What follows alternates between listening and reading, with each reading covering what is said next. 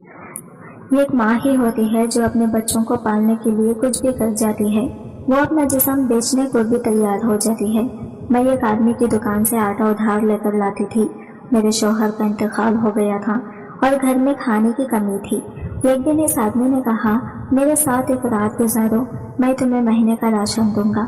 میں نے اپنے بچوں کو سونے دیا اور رات 1 بجے اس کے پاس گئی، لیکن وہ مجھے دیکھ کر چیخنے لگا، کیونکہ وہاں کہتے ہیں کہ انسان اپنی اولاد کے لیے کچھ بھی کر سکتا ہے اور انسان کو کرنا بھی چاہیے۔ ایسے بھی ماں باپ ہیں اس دنیا میں جو اس تکلیف سے تنگ آ کر اپنی اولاد کا گلا دبا دیتے ہیں، لیکن میرے اندر اتنی ہمت نہیں تھی، پر کچھ اور کرنے کی ہمت ضرور تھی، اور آج میں وہی کرنے جا رہی تھی۔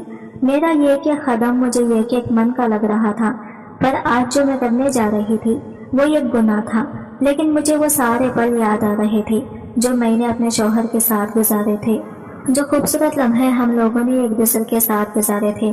آج مجھے چیخ چیخ کر بلا رہے تھے، روک رہے تھے، کہہ رہے تھے کہ بے شک وہ اس دنیا میں نہیں ہے، لیکن اس کے ساتھ اتنی بڑی بے وفائی نہ کرو، پر میں پڑھتی چلی جا رہی تھی۔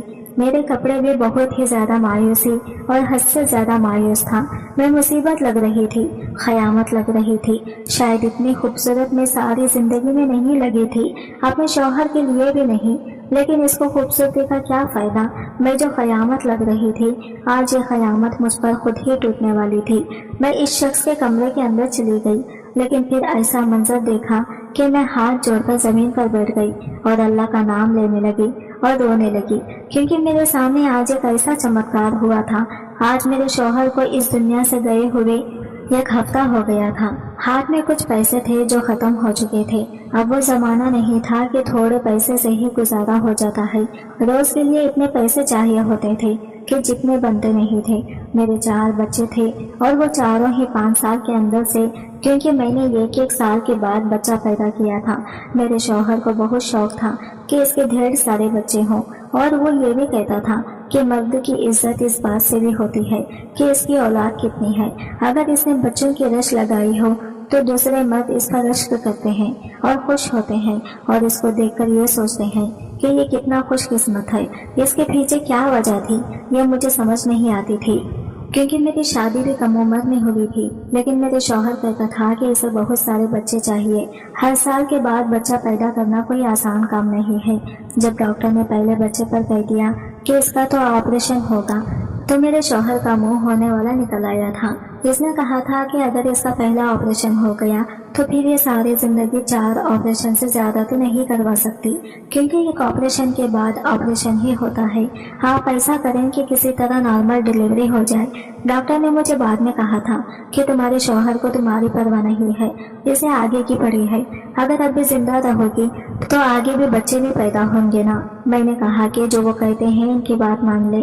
ڈاکٹر نے ان کی بات مان لی، لیکن میں جس تکلیف سے گزری وہ میں ہی جانتی ہوں۔ اس کے بعد میرے دل میں میرے شوہر کے لیے تھوڑی سی خالی باندھی، لیکن جب میں نے اس کو اس کی اولاد دے دی اور میں گھر آئی تو اس نے میرا بہت زیادہ خیال رکھا تھا، اتنا خیال رکھا کہ مجھے اس سے 40 دن سے 40 بار محبت ہو گئی تھی۔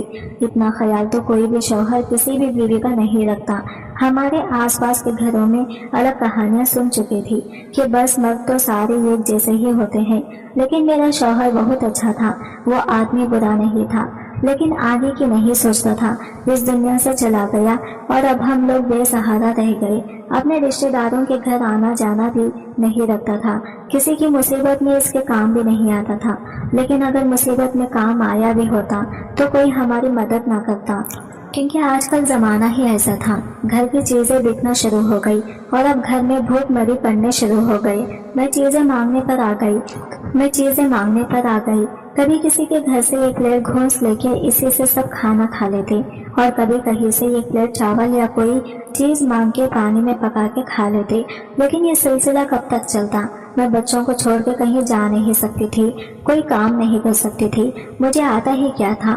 ماں باپ نے پڑھایا لکھایا نہیں، بس جیسے ہی عمر ہوئی شادی کروا دی۔ ماں باپ اس دنیا میں بھی نہیں تھے، کیونکہ میں اپنی بہنوں میں سب سے چھوٹی تھی۔ سارے بہن بھائی اپنے اپنے گھر والے تھے، انہوں نے تھوڑا بہت مدد کر دی تھی، لیکن اس سے کوئی فائدہ نہیں ہوا تھا، کیونکہ جن حالات میں ہم لوگ پھنسے ہوئے تھے ہمیں تو روز مدد کی ضرورت تھی۔ کوئی ایسا ہوتا جو ہمارے خرچے اٹھاتا۔ ہمارے محلے میں یہ کرانا والا تھا، اس کی دکان پر چلی گئی۔ اس کے بارے میں بھی ایک عجیب و غریب قسم کی باتیں مشہور تھی۔ کچھ لوگ کہتے تھے بڑا ہی لالچی آدمی ہے، اور کچھ لوگ کہتے تھے کہ اچھا آدمی ہے، لیکن اگر وہ سب کے ساتھ اچھا بنتا تو پھر اس کا کاروبار کیسے چلتا، کیونکہ لوگ تو ادھار پر بھی راشن لیے جاتے ہیں۔ لیکن میرے پاس تو باقی پیسے نہیں تھے۔ میں تھوڑی دیر تو وہاں کھڑی رہی، وہ بھی دیکھ رہا تھا کہ میں کھڑی ہوں، لیکن میں نے اس طرح کی شکل بنائی تھی کہ میں سوچ رہی ہوں کہ مجھے کیا لینا ہے۔ پھر میں نے کہا کہ مجھے راشن کی سخت ضرورت ہے، میرے پاس پیسے نہیں ہیں۔ وہ میرے شوہر کو اچھی طرح سے جانتا تھا۔ اس نے آٹا مفت میں دے دیا اور کہا کہ ٹھیک ہے لے جاؤ، اور اس نے مجھے سر سے لے کر پاؤں تک دیکھا۔ مجھے اس کی نظر کچھ عجیب سے لگی تھی، لیکن شاید میں زیادہ ہی سوچ رہی تھی، کیونکہ اب اکیلی ہو گئی تھی، اسی لیے دل میں عجیب و غریب قسم کے خیال آتے رہتے تھے۔ ایسا لگتا تھا کہ سب لوگ ہی میرے دشمن ہیں، کوئی بھی میرا اپنا نہیں ہے۔ بچے اتنے چھوٹے تھے کہ وہ میری مدد نہیں کر سکتے تھے، ابھی انہیں خود سنبھالنے کی ضرورت تھی۔ میری سب سے چھوٹی بیٹی صرف 3 مہینے کی تھی۔ میں اس کو چھوڑ کے کیسے کہیں جا سکتی تھی؟ حالات وقت سے بدتر ہوتے جا رہے تھے۔ اب میں روز اس کرانہ والے کی دکان پر جاتی اور کوئی نہ کوئی چیز ادھار لے لیتی۔ وہ اس چیز کو کھاتے میں لکھ لیتا اور وہ یہ سمجھ رہا تھا کہ میں نے کھاتا کھلوایا ہے اور میں بعد میں پیسے دے دوں گی۔ میرا شوہر بھی اس طرح کرتا تھا، محلے کے باقی لوگ بھی ایسا کرتے تھے، لیکن اسے کیا پتا تھا کہ میرے پاس بعد میں دینے کے لیے کچھ بھی نہیں ہے۔ ابھی کچھ نہیں ہے اور آگے بھی 1 روپیہ بھی نہیں ہوگا۔ گھر کی وہ چیزیں بھی بیچ دی جن چیزوں کو بیچنے کی ضرورت نہیں تھی، لیکن وہ بھی چلی گئی۔ ایک عورت میرے گھر آئی، وہ میرے دوست تھی، لیکن جب سے میرے شوہر اس دنیا سے گئے تھے پہلی بار آئی تھی۔ مجھے اس سے مدد کی کوئی امید نہیں تھی، کیونکہ اس کے حالات بھی میری طرح ہی تھے۔ اس کا شوہر کسی اور لڑکی کے ساتھ تھا، اس کا چکر چل رہا تھا، وہ خود بھی بڑی پریشان رہتی تھی، پھر بھی گھر سے 1 ٹائم کا کھانا بنا کر لے آئی تھی۔ آ کر میرے پاس بیٹھ گئی، میرے بچوں کو کھانا کھلانے لگی۔ میں نے کہا تم کیسے ہو؟ اس نے کہا مجھے چھوڑو، تمہارے حالات کے بارے میں سب جانتی ہوں، کیسے گزر رہا ہے۔ میں نے کہا میں کرانے کی دکان پر جاتی ہوں، کبھی کوئی چیز لے آتی ہوں اور کبھی نہیں۔ اس نے کہا کیسے کرتی ہو، پیسے کہاں سے دیتی ہو؟ میں نے کہا نہیں پیسے نہیں ہیں، میں پیسے نہیں دیتی، یہ سمجھ لو ادھار چل رہا ہے۔ تو اس نے کہا کہ وہ آدمی تو بڑا عجیب ہے، وہ پیسے لینے لوگوں کے گھر پہنچ جاتا ہے۔ میں نے کہا جب گھر آئے گا تب دیکھا جائے گا، اب اور کیا کروں، 5 بچے ہیں، کیسے گزارا ہوگا؟ اس نے کہا محنت مزدوری کرو۔ میں نے کہا اتنے چھوٹے بچوں کو چھوڑ کے کیسے جاؤں؟ اس نے کہا کچھ تو کرنا پڑے گا۔ مجھے اس کی بات پر بہت غصہ آیا کہ مجھے صلاح دے کر چلی گئی ہے، خود محنت مزدوری کرنے جاتی ہے، تبھی تو اس کا شوہر دوسری عورتوں کے پیچھے جاتا ہے۔ لیکن میرے شوہر اس دنیا میں نہیں تھے۔ پتا نہیں کیوں مجھے اس کی بات پر غصہ آ گیا، شاید مجھے گھر بیٹھ کر ادھار کی چیز لے کر کھانے کی عادت ہو گئی تھی۔ میں نے کہا جو چل رہا ہے چلنے دو، کوئی اٹھا کر پولیس میں تو نہیں دے دے گا، ادھار کیا ہے، 1 دن پیسے لوٹا دوں گی، کچھ نہ کچھ ہو جائے گا۔ میں نے خود کو اللہ کے آسرے پر چھوڑ دیا تھا۔ ویسے تو ہم سب کو اللہ کا ہی آسرا ہوتا ہے، لیکن میں نے تو خود کو ایسے چھوڑ دیا تھا کہ بس کچھ نہ کچھ ہو جائے گا، لیکن کر کچھ نہیں رہی تھی۔ شاید یہی میری غلطی تھی، لیکن فی الحال میرے پاس اور کوئی راستہ بھی نہیں تھا۔ دن اسی طرح گزر رہے تھے۔ میرے بچوں نے تو ایک اور کام بھی شروع کر دیا تھا۔ جو بچے تھوڑے بڑے تھے میں وہاں جا کر اپنے لیے کھانے پینے کا سامان لے آتی تھی، کہتے تھے کہ بعد میں پیسے دے دیں گے۔ اب بچے تھے، انہیں کیسے روک دوں؟ پہلے ہی وہ بار بار پوچھتے تھے کہ وہ ہمارا باپ کہاں ہے۔ ایسے میں اگر ان کا دل بہلانے کو میں 10 روپے کی کوئی چیز لے آتے تو میں انہیں روک نہیں سکتی تھی۔ اپنے شوہر کی بہت یاد آتی تھی، دیکھا جائے تو میرے ساتھ بہت برا ہوا تھا۔ میرے شوہر نے میرے ساتھ اچھا نہیں کیا، چھوٹی سی عمر میں مجھے 5 بچوں کی ذمہ داری دے دی اور خود دنیا سے چلا گیا۔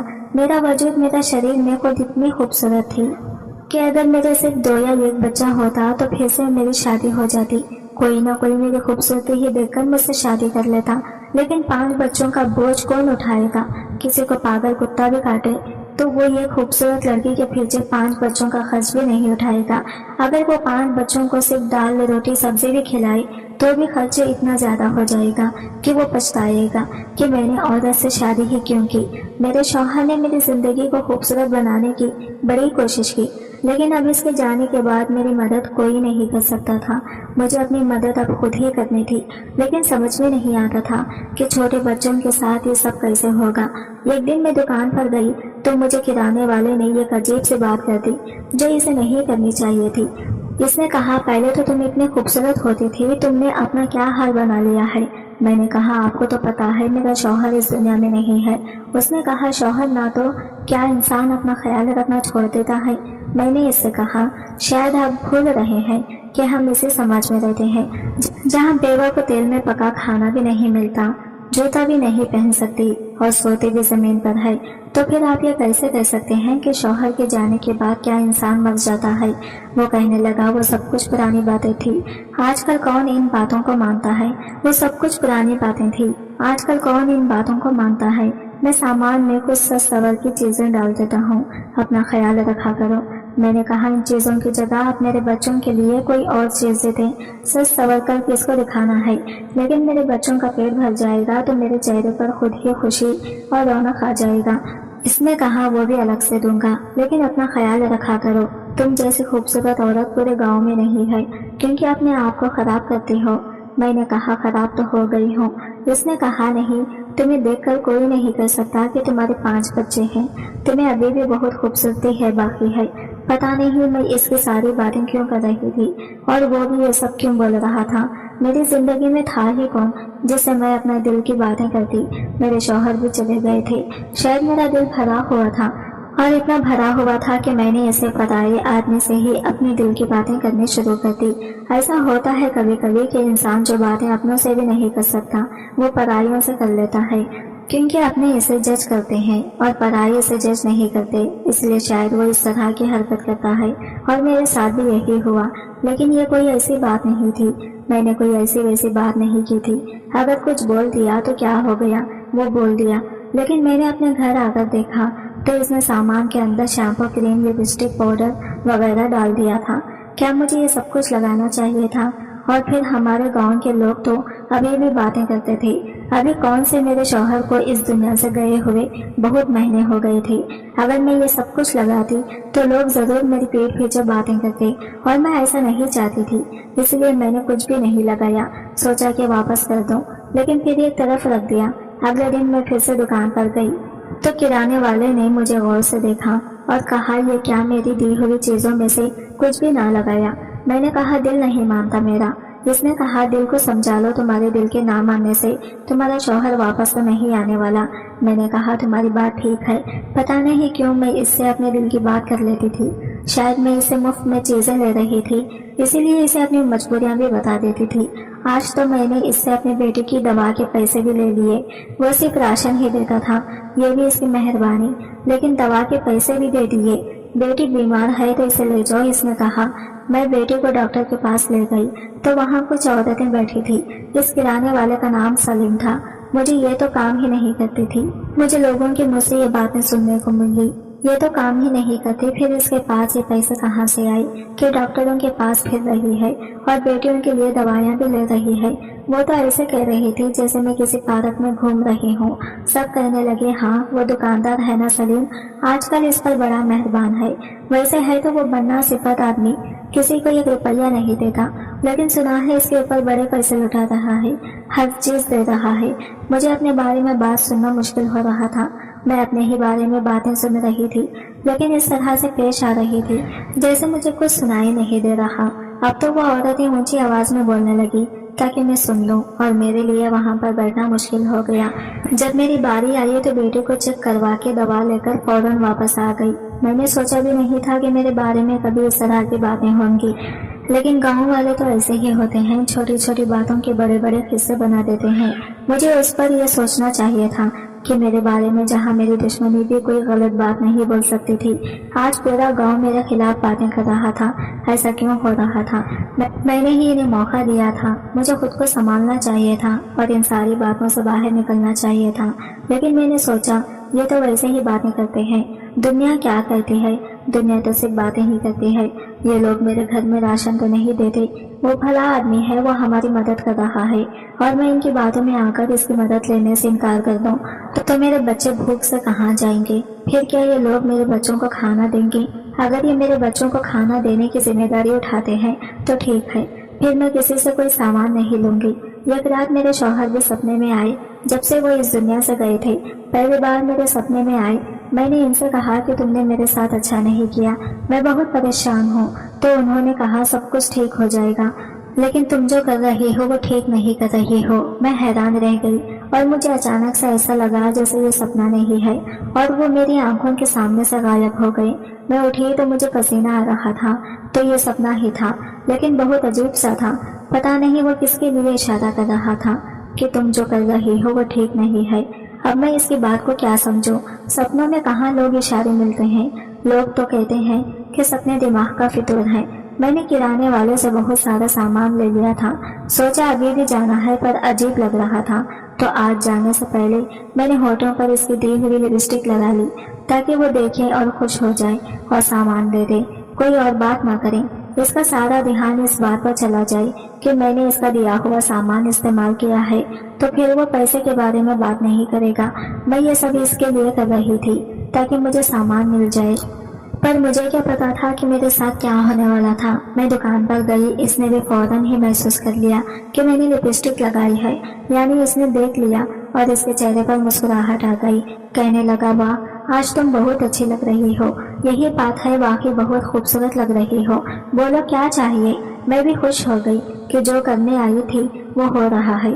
میں نے کہا بچے بڑے ہو رہے ہیں، تھوڑی بہت راشن سے گزارا نہیں ہوتا۔ اس نے کہا ابھی تو راشن آیا نہیں ہے، میں نے خود مال نہیں منگوایا، لیکن جو بھی تمہیں چاہیے میں ڈال کے دے دیتا ہوں، پھر اس کے بعد اس کا کوئی صحیح حل نکالتے ہیں۔ مہینے کے مہینے راشن لے جایا کرو، یہ روز آتی ہو تو اچھا نہیں لگتا، اور گاؤں والے بھی باتیں کر رہے ہیں۔ میں نے کہا ہاں، گاؤں والے تو بہت باتیں کر رہے ہیں، آپ اتنے اچھے انسان ہیں، آپ میری اتنی مدد کر رہے ہیں، لیکن وہ پھر بھی ہمارے بارے میں الٹی سیدھی باتیں ہی کر رہے ہیں۔ اس نے کہا ایسا ہی ہوتا ہے، کوئی کسی کے لیے اچھا کرتا ہے تو دنیا والے اس سے استعمال بھی کر لیتے ہیں، لیکن تم فکر مت کرو۔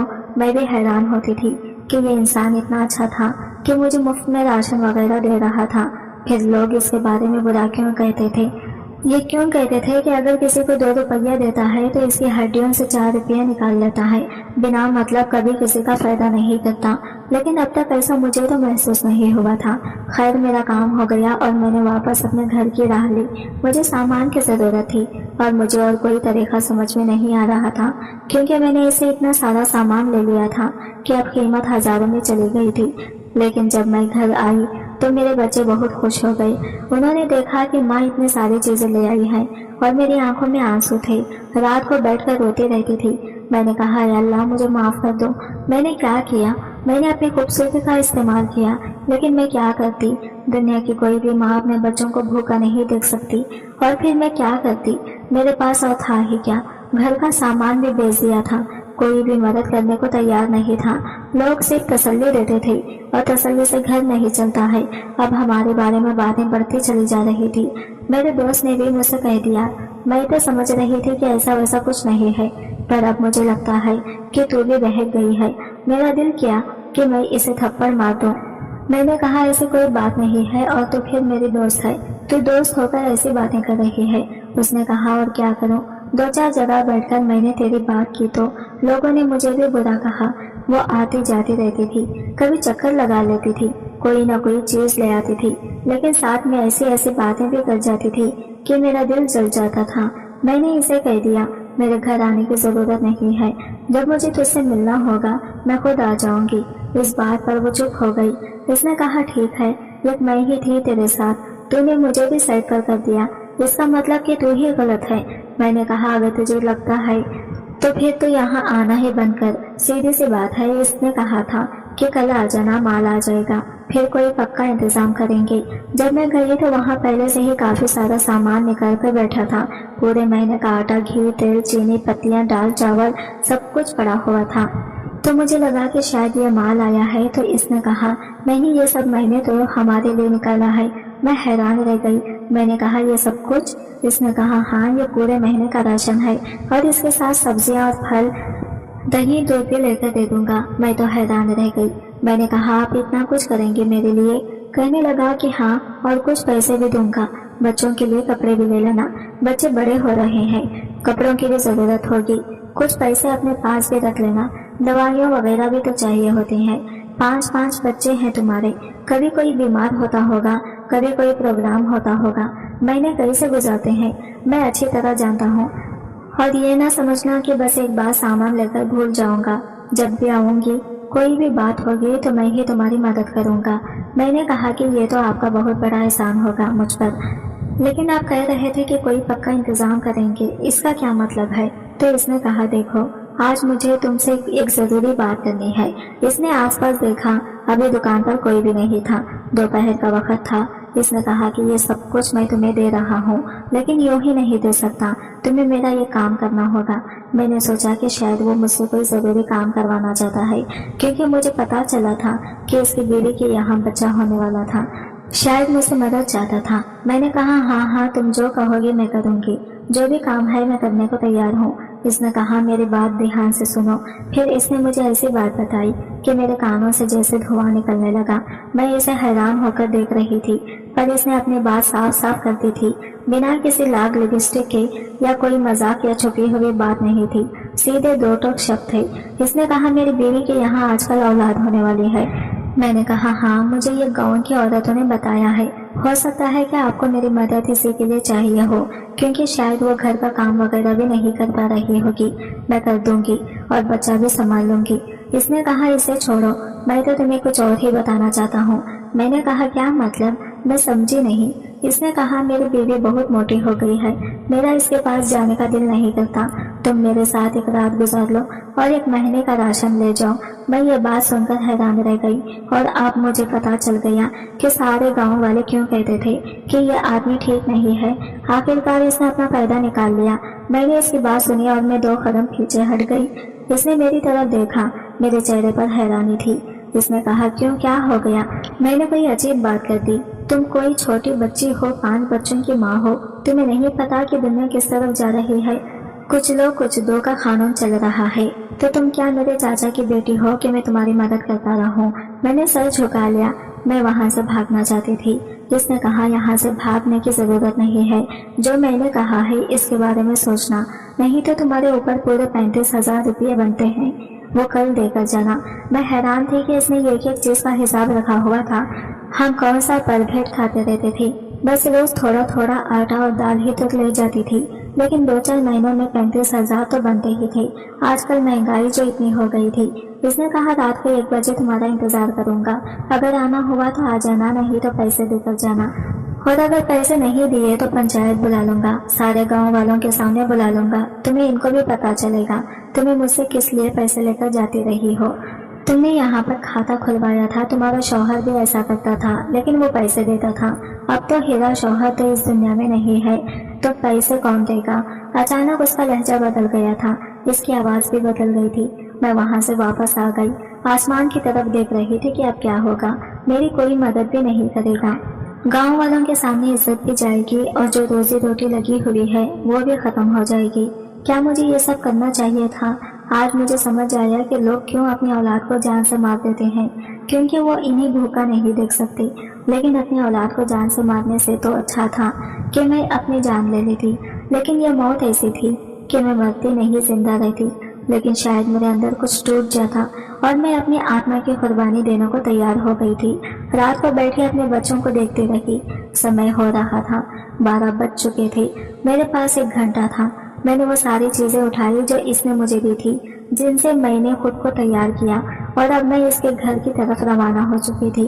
अगर मुझे इस वक्त कोई देख लेता तो मुंह पर हाथ रख के रह जाता कि इसने कैसे कपड़े पहन रखे हैं। फिलहाल तो मैंने खुद पर चादर डाली हुई थी।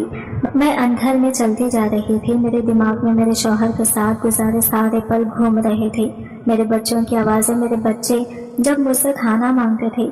मैंने इन बच्चों को बड़ी मेहनत से पाला था, इसलिए नहीं कि इन्हें भूखा तड़पता हुआ देख सकूं। बस ठीक है, आज मैंने अपनी जान ले ली थी, और मैं क्या कर सकती थी? माँ और क्या कर सकती है? बच्चों और खुद में से बच्चों को ही चुनती है। अब मैं आसमान की तरफ भी नहीं देख रही थी, शायद अल्लाह से भी आंखें नहीं मिला पा रही थी, बस चलती जा रही थी। मैं वहां पर पहुंच गई। इसने मुझे जगह बता दी थी। ये शायद इसके घर की बैठक थी। इसकी बीवी तो बीमार थी, اسے تو پتا بھی نہیں چلنا تھا کہ گھر میں کیا ہو رہا ہے۔ بیٹھک کا دروازہ بھی کھلا ہوا تھا، اس نے شاید کھڑکی سے ہی مجھے آتے ہوئے دیکھ لیا تھا، دروازہ کھول دیا تھا۔ جیسے ہی میں نے دروازے کے اندر قدم رکھا، سامنے کا منظر دیکھ کر حیران رہ گئی۔ وہ تو ماحول بنا کر بیٹھا تھا، وہاں کھانا بھی پڑا تھا جس کی خوشبو پورے کمرے میں پھیل رہی تھی۔ اس کے علاوہ میرے لیے تحفے اور وہی راشن جو اس نے ایک بڑی سی بور میں ڈال کر رکھا تھا وہ بھی ایک طرف پڑا تھا، اور راشن کو ہاتھ گاڑی کے اندر رکھا تھا تاکہ جاتے وقت میں اسے آرام سے لے جا سکوں۔ اتنا کچھ سوچ کر بیٹھا تھا یہ آدمی۔ مجھے تو اس کی شکل سے ہی نفرت ہو گئی تھی۔ مجھے لگا تھا کہ یہ میرا مددگار ہے، میری مدد کر رہا ہے، لیکن یہ تھی اس کی مدد۔ آج مجھے سمجھ آ گیا کہ اس دنیا میں کوئی کسی کے لیے کچھ نہیں کرتا۔ میں دروازے میں کھڑی تھی اور میرے قدم آگے نہیں بڑھ رہے تھے، لیکن مجھے آگے تو جانا ہی تھا۔ اگر باہر بھی کھڑی رہتی تو کوئی اور مجھے دیکھ لیتا۔